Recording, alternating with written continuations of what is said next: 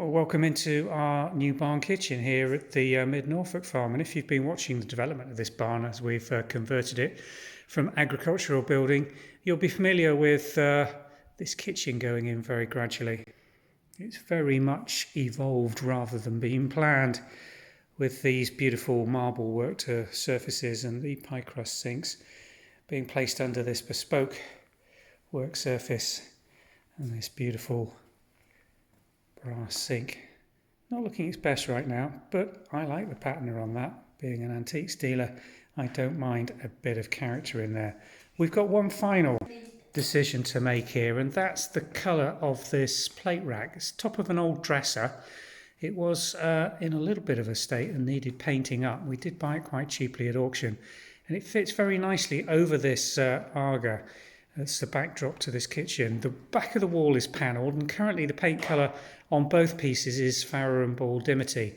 But we just don't think it's popping. It's not lifting or standing out particularly. Now that might be improved by loading this up, but it's still just in its undercoat, and we're considering taking it to matching this green, which is by Little Green Paint Company. This is Bookroom Green, and we've used it along the basal units of all these kitchen pieces that are fitted into this L-shaped element of the kitchen. The other option that we are considering is the Castle Pink colour that we've used on the legs of the prep table in the centre. I know it looks sort of browny grey in this colour. See if I can go around the other side and just pick up, because this has got a definite tinge of pink to it, but it's a nice colour that changes its shades in different lighting conditions. There we go. I think that shows the pink slightly better. It does pick up and work really well with the wall colour, which is Dimity, right the way up to the ceilings, which then goes brilliant white. Now this is a really big barn space, 90 square metres in total, full height, with just the occasional wooden beam, but not too much. And then we've got the old original outer wall of the barns, which is just lime washed in a slightly dusky pink colour again. Does make the dimity on the wood matchboarding look quite white, and it certainly does in turn pick up the enamel on the Aga, and if anything gives it a slightly green tinge. And if you're looking at that fridge in the background thinking that's a slightly olive green, it's not. Again, that's cream. These pigments really do play some tricks on you, and again, we're just wondering, if we pick that green up on that, what's it going to look like? I think we've made the decision anyway. We were going with a Castle Pink originally. We don't like the lack of contrast where it's in Dimity, which is what it's undercoated now.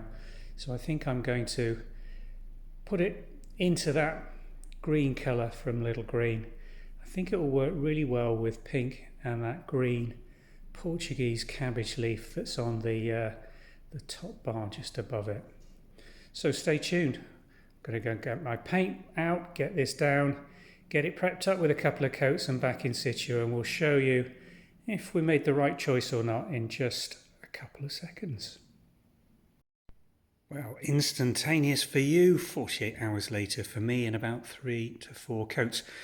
I think the contrast works really well. Not too dark, but just giving that little bit more added shadow and stand out more as a feature against that Dimity painted background. The green picking up the base colour units on the rest of the kitchen, just tying the whole thing together. So I'm very pleased so far with the effect. I'm just going to tweak the position, make sure I'm getting it exactly central over the Aga below it. And then we're going to get this attached to the wall and start dressing it up for the full effect. So do stay tuned while we show you final results of this little kitchen addition, which I'm very, very pleased with.